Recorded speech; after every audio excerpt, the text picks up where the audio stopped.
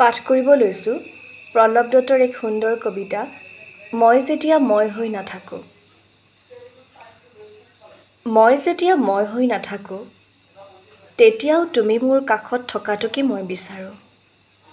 মই যেতিয়া আঙুলিৰে আঙুলিত খেলা নকৰোঁ অথবা তোমাৰ চুলিত মুকুজি উশাহ নোখোজোঁ তেতিয়া তুমি মোৰ মাজত মোক বিচাৰি নাপাবা।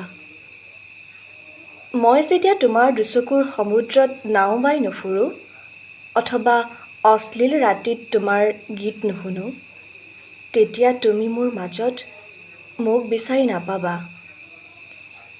তুমি ভবাৰ দৰে যদিও মই চূড়ান্ত প্ৰেমিক পুৰুষ তথাপি অনবৰতে কঢ়িয়াই ফুৰিব নোৱাৰোঁ প্ৰেম।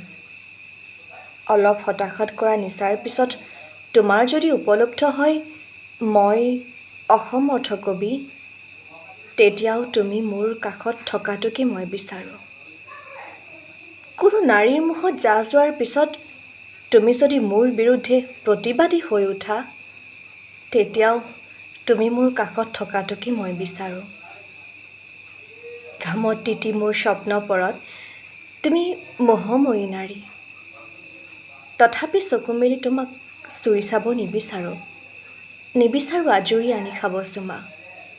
তুমি যদি অপ্ৰাপ্তিত মোৰ সংগ অপ্ৰিয় বুলি কোৱা যদি মই কওঁ যোৱা তুমি সৰাপাত ধোৱা অথচ তেতিয়াও তুমি মোৰ কাষত থকাটোকে মই বিচাৰোঁ। মই যেতিয়া মই হৈ নাথাকোঁ তেতিয়াও তুমি মোৰ কবিতাৰ শিৰোনাম হোৱাটোকে মই বিচাৰোঁ। ধন্যবাদ।